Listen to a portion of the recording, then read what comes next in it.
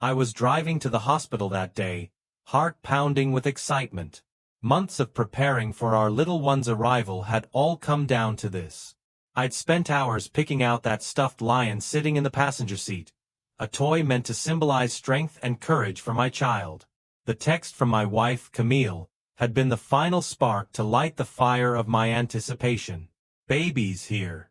Room 407. Can't wait for you to meet our little warrior. Red heart. I smiled, letting the joy wash over me as I parked and grabbed the toy. Becoming a father was something I dreamed of for years.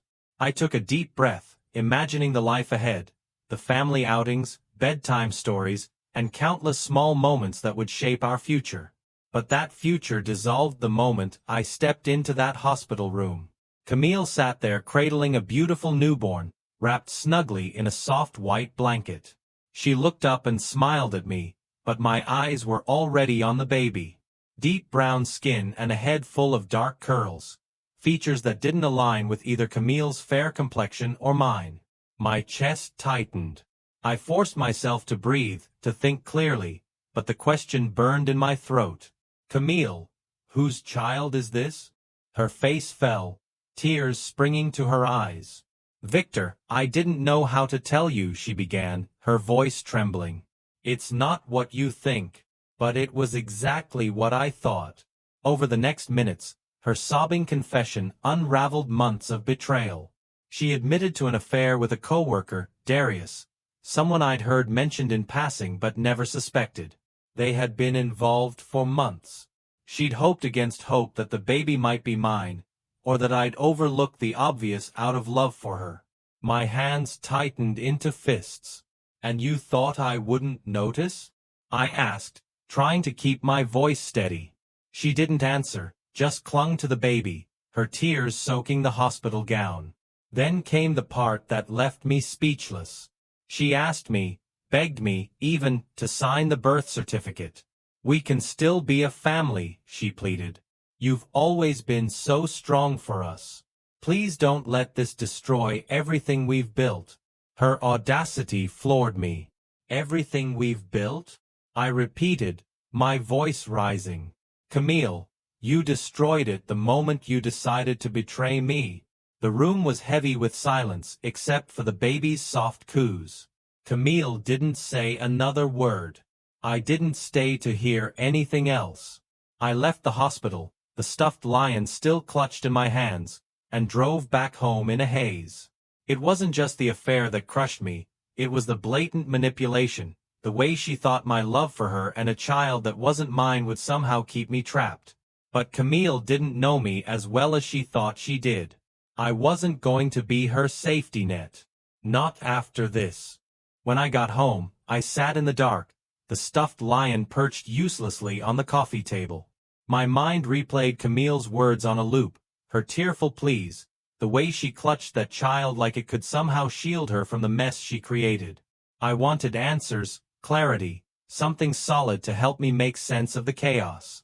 Instead of drowning in my anger, I reached for my laptop. If Camille thought she could spin this into a story about us, I was going to uncover the full truth myself. Her laptop was in its usual spot on the desk. Camille was careless about passwords. She never changed hers unless prompted. In minutes, I was scrolling through her email. The deeper I dug, the worse it got. Long threads between her and Darius painted a picture of their affair in excruciating detail. There were plans to meet at hotels, complaints about me, and even jokes about how oblivious I was. One email stood out. What if he figures it out? Camille had written, "He won't." Victor's too wrapped up in his perfect little family fantasy to notice, Darius replied. The bile rose in my throat. They didn't just betray me, they mocked me. And worse, they had strategized to manipulate me. Another email revealed their plan to push me into signing the birth certificate, using emotional appeals to guilt me into being the child's legal father. For a moment, I stared at the screen, letting the full weight of their betrayal sink in. This wasn't a mistake or a lapse in judgment. This was calculated. But there was something Camille and Darius didn't account for, me. They thought I was soft, someone who'd let love cloud my judgment. They were wrong. The next step was to gather proof. I backed up every incriminating email and forwarded them to myself. The lies wouldn't stop with Camille's sob story. I needed to make sure I could counter anything she threw my way. Then, almost on impulse, I hired a private investigator. If Darius had skeletons in his closet, and I suspected he did, I was going to find them. This wasn't just about Camille anymore. Darius had waltzed into my life and shattered it. Now it was my turn to dismantle his. By the end of the night, I felt something I hadn't expected. Focus. It was as though the fog of betrayal had cleared, leaving only cold determination in its place. Camille called several times, but I didn't pick up. The voicemails were the same blend of apologies and excuses. "Please, let's talk, Victor," she begged in one. "You don't have to decide anything right now. Just come back, and we'll work through this together." Her words had no power over me anymore. I didn't sleep much that night, but I didn't need to. The more I thought about it, the clearer my plan became. Camille had made her choices, and now I was going to make mine. When morning came, I was ready for war. The following morning, I woke up early and began setting things in motion. First, I contacted the private investigator I'd hired the night before. A woman named Donna, recommended by a friend who'd used her in his messy divorce. I sent her the emails I'd uncovered, explaining the situation. "I need everything on this man, Darius," I told her over the phone. "His personal life, professional history, skeletons in the closet. Whatever he's hiding, I want to know about it." Donna's voice was calm and confident. "Consider it done. Give me a week, maybe less." Next, I called a lawyer. I had no intention of signing that birth certificate, and I wanted to make sure Camille couldn't find a legal loophole to entangle me in her mess. My lawyer, Mr. Patel, was as sharp as they came. "Victor, this is straightforward," he said after I laid out the situation. "If you don't sign, you're not legally responsible. She can't force you into fatherhood. However, if you suspect she might try to manipulate the system, we can preemptively file documentation contesting paternity. A DNA test will settle this for good." "I want that test," I said firmly. "Let's make it official." I scheduled the test for later that week. Even though Camille had already admitted the truth, I wanted cold, hard proof. No room for her to backpedal or twist the narrative. By midday, I felt like I had a grip on the situation. But then, my phone buzzed. It was Camille, again. I hesitated but answered this time. "Victor," she started, her voice thick with emotion, "please come home. We need to talk about this." "Talk about what, Camille?" I asked flatly. "How you lied to me. How you planned to use me as a safety net while you played house with Darius behind my back." Her breath hitched. "It wasn't like that. I made a mistake, a horrible mistake, but it doesn't change what we've built together. I still love you. You love me, don't you?" The audacity of her question made me laugh bitterly. "Love doesn't mean a damn thing when there's no trust, Camille. And you burned that to the ground the moment you decided I wasn't enough for you." "I panicked," she cried. "When I found out I was pregnant, I didn't know what to do. Darius isn't dependable. He's not you. I thought." "Thought what?" I interrupted, my voice sharp. "That I'd raise another man's child and keep playing the part of the oblivious husband? That I wouldn't notice the baby didn't look like me?" She was silent for a long moment. "I was scared," she whispered finally. "Scared of losing you." "Well, congratulations," I said coldly. "You've managed to lose me anyway." I ended the call, her voice still echoing in my ears. The day turned into a blur of preparation. Donna sent her first update that evening, and it was a bombshell. Darius wasn't just a co-worker or a cheating partner. He was engaged to another woman, Erica. When I saw the picture of them together, Smiling for the camera at what looked like an engagement party, I felt a surge of grim satisfaction. This wasn't just about exposing Camille anymore. Darius had someone else to answer to. I stared at Erica's photo for a long time, wondering what kind of woman she was. Did she have any inkling of Darius's betrayal? Or was she as blind as I had been? The answer didn't matter. Not yet. What mattered was the truth, and I was going to make sure everyone saw it. The following day, Donna delivered more dirt on Darius, and I wasn't disappointed. Aside from his ongoing affair with Camille and engagement to Erica, it turned out Darius wasn't the model employee he pretended to be. Donna uncovered that he was dipping his hands into company funds. Small enough amounts to fly under the radar but consistent enough to add up to a significant sum. I sat at my desk, reviewing the report. The man was reckless, cheating, lying, stealing. But what infuriated me most was how easily he'd walked into my life and torn it apart. Darius had treated everything I valued, my marriage, my trust, as collateral damage for his selfish desires. Not for much longer. That evening, I decided to visit Camille. I wanted her to see that I wasn't the heartbroken fool she might have expected. When I arrived at our house, she looked surprised to see me.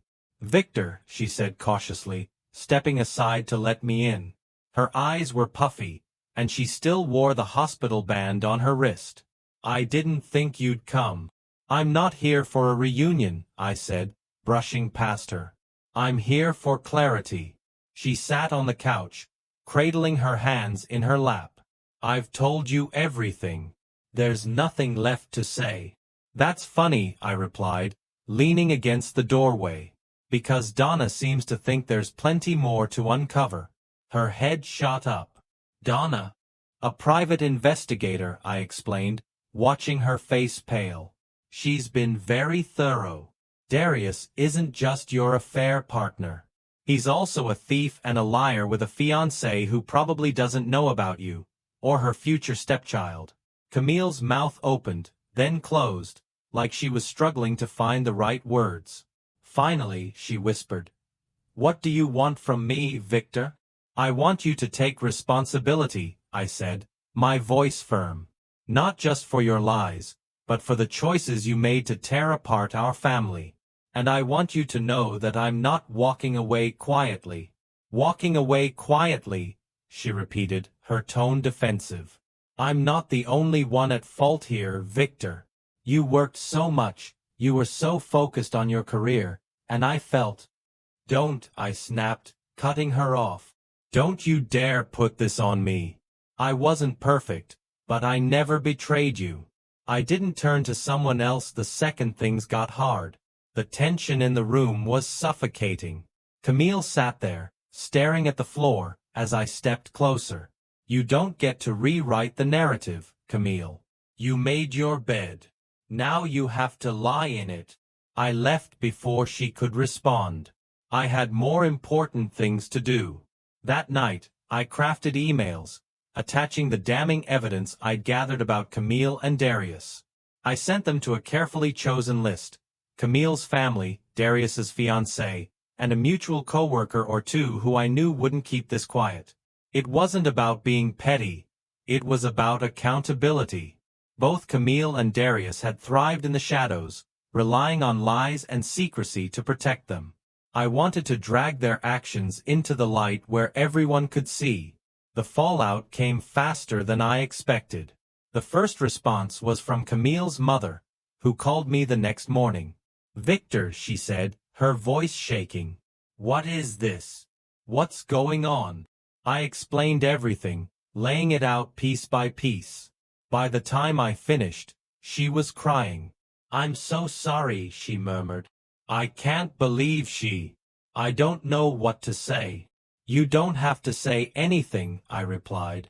"I just thought you deserved to know the truth." The next call was from Erica. "I don't know who you are, but you're lying," she said sharply. "Darius would never." "He already has," I interrupted, forwarding another email as we spoke. "Check your inbox. Then tell me I'm lying." There was silence on the other end for several minutes. Then I heard a choked sob. That day, I realized something. Revenge wasn't just about hurting them back. It was about reclaiming control. For months, Camille and Darius had taken that control away from me, reducing me to a pawn in their selfish game.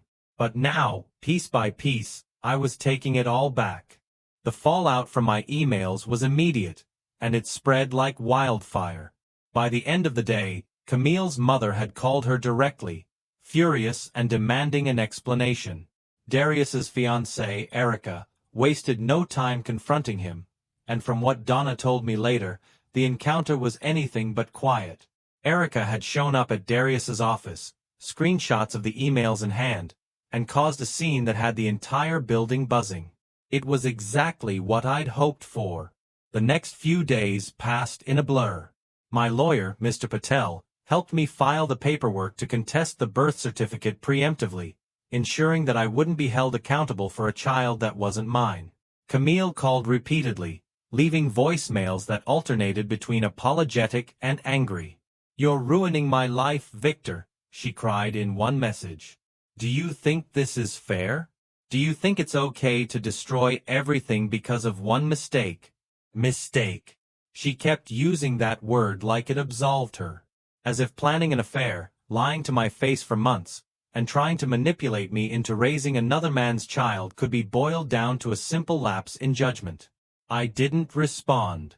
Meanwhile, Donna sent me her final report on Darius.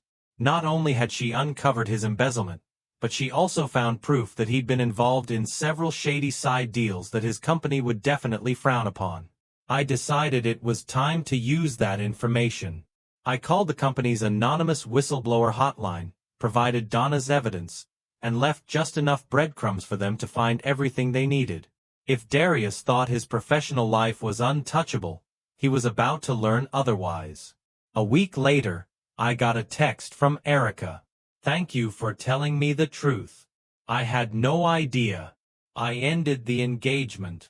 That was it, short and to the point. I didn't need anything more. Knowing that she was free from Darius's lies was enough." Camille wasn't faring much better. Her family had turned on her, horrified by what they saw as a betrayal of not just me but the values they thought she stood for. I'd always had a good relationship with her parents, and they made it clear they weren't going to support her while she dealt with the fallout. She called me again, and this time, I picked up. "Victor," she started, her voice trembling. "I'm begging you. Please stop. You've taken everything from me. My job, my family. They all think I'm a monster. I'm trying to fix this, but you're making it impossible. You didn't care about fixing anything when you were sneaking around with Darius," I said coolly. "Now that the consequences are here, you want sympathy? You should have thought about that before you tore our life apart." She started crying, but I didn't feel the slightest urge to comfort her. That part of me, the part that cared about her, was gone. "You made your choices, Camille," I said finally. "Now you get to live with them." A few days later, I got a call from Donna with news that made my week. "Victor, you're going to want to hear this," she said. "Your whistleblower report worked. Darius was let go this morning. He's also under investigation for embezzlement. It's all over the office." I leaned back in my chair, a small, satisfied smile creeping across my face. Darius had taken everything from me, but now, I was watching his world crumble piece by piece. With every step, I felt lighter. For the first time since that day in the hospital, I wasn't weighed down by anger or grief.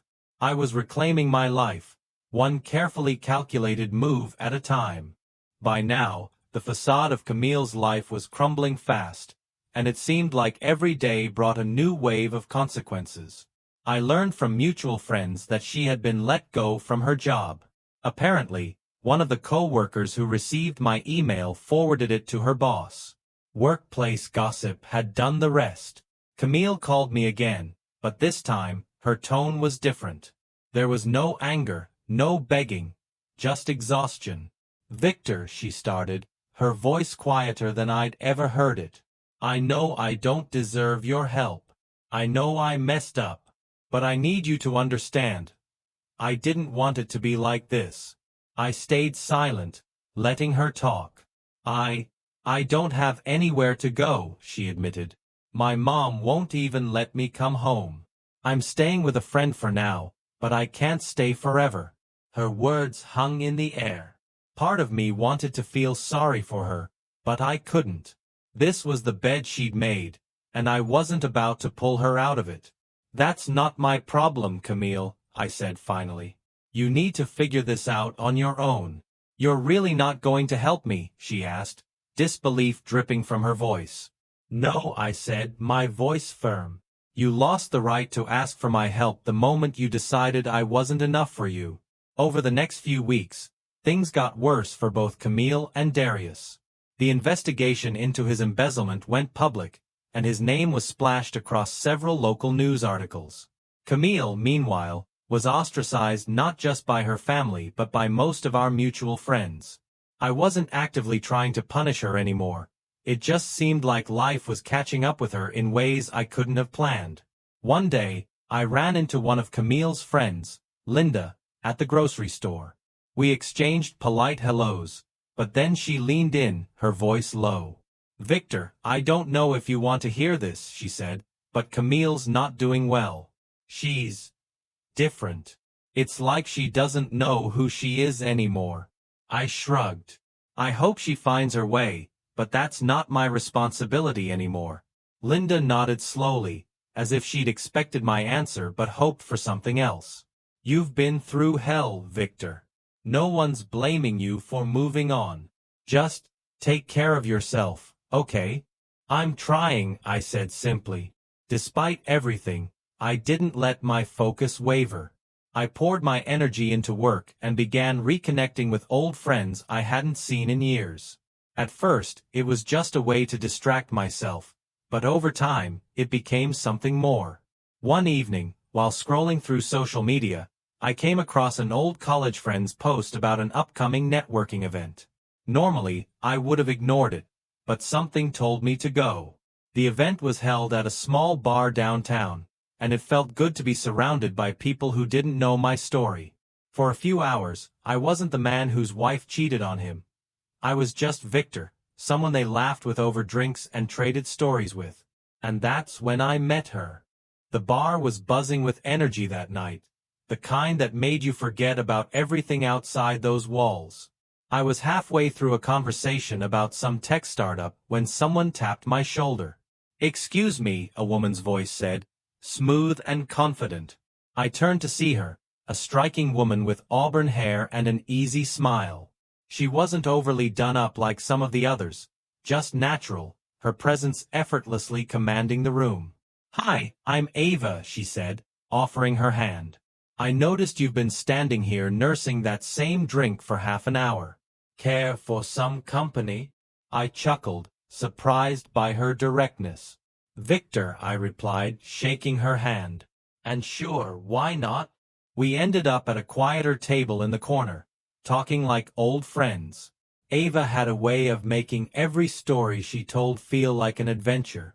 She worked in marketing for a non-profit and had a dry sense of humor that kept me laughing. Somewhere between her recounting a disastrous camping trip and me sharing my own story about a botched DIY project, I realized I was enjoying myself. Not just as a distraction, but genuinely enjoying her company. As the night wound down, she leaned back in her chair, studying me. You're not from the small talk crowd, are you? She asked, a hint of amusement in her tone. Not really, I admitted. I like meaningful conversations. Sometimes too much for my own good. Well, Victor, let's skip the small talk then, she said, her expression softening. You seem different, like you've been through something heavy. Am I wrong? For a moment, I considered brushing it off, but something about her made me want to be honest. I've had a rough year, I said carefully. Let's just say I'm starting over. Ava nodded, her eyes meeting mine. Starting over can be hard, she said. But sometimes, it's the only way to find what you really need. Her words lingered with me as we exchanged numbers and said goodnight. In the days that followed, Ava and I started texting. At first, it was casual, a shared meme here, a funny story there. But soon, our conversations grew deeper. We talked about everything: work, life, the things we'd learned from our struggles. I didn't tell her the full extent of what had happened with Camille, but I didn't have to. Ava never pried, never pushed me to explain myself. She seemed to understand that some wounds needed time to air out on their own. And for the first time in months, I felt a spark of something I hadn't expected: hope. Meanwhile, the wreckage of Camille's life continued to unfold. She'd reached out again, this time with a desperate text. "Victor, I'm sorry for everything. Please, can we at least talk? I need closure." "We both do." I stared at the message for a long time before finally responding. "Closure doesn't come from a conversation, Camille. It comes from letting go. You need to focus on yourself now." "I already have." Her reply never came, and I felt nothing but relief. One evening, Ava and I met for coffee. It was casual, a simple way to unwind after work, but it felt significant. As we sipped our drinks, Ava leaned forward, her expression curious. "So, what's next for you, Victor? Big plans?"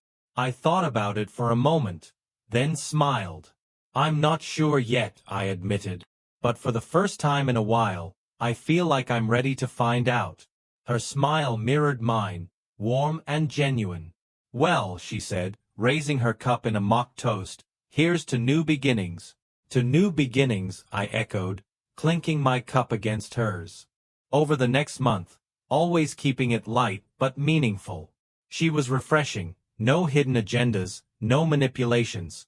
Just someone who seemed to genuinely enjoy my company. But even as I began to carve out this new chapter, the ghosts of my old life were never far behind. One afternoon, I received a letter in the mail. The envelope was plain, the handwriting familiar. It was from Darius. Curiosity got the better of me, and I opened it. The letter was handwritten, the tone apologetic but hollow. "Victor, I know I'm the last person you want to hear from, but I need to say this. I messed up. I let my selfishness hurt you and so many others. I've lost everything.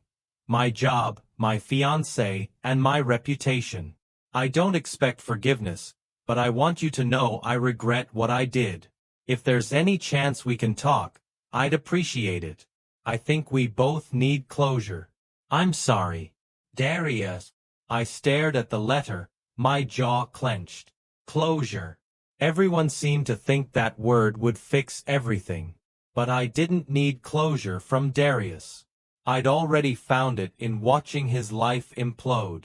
I tossed the letter into the trash without a second thought. A week later, Camille reached out again. This time, it wasn't to plead or apologize. She was angry. "You've ruined me, Victor," she snapped when I answered the phone. "You've turned my life into a nightmare. My own family won't even look at me the same way." "Camille," I said evenly, "you ruined yourself. All I did was make sure the truth came out." "But you didn't have to destroy me completely," she shouted. "I've lost everything, and you're out there living your life like nothing happened. Do you even care about what you've done?" I let out a bitter laugh. "What I've done? Camille, do you even hear yourself? I didn't lie. I didn't cheat. I didn't bring someone else into our marriage. That was all you. And now you want me to feel guilty because you're finally facing the consequences." Her silence was answer enough. "Get your life together, Camille," I said, my tone final. "I'm not your scapegoat anymore." I hung up, feeling a weight lift off my chest. That evening, Ava and I met for dinner. Over the flicker of candlelight, she could sense something was off. "Rough day?" she asked gently. "Something like that," I admitted, swirling my drink.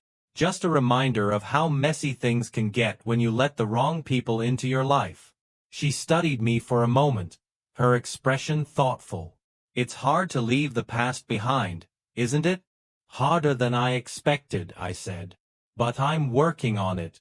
She reached across the table and placed her hand over mine. You're doing better than you think, Victor.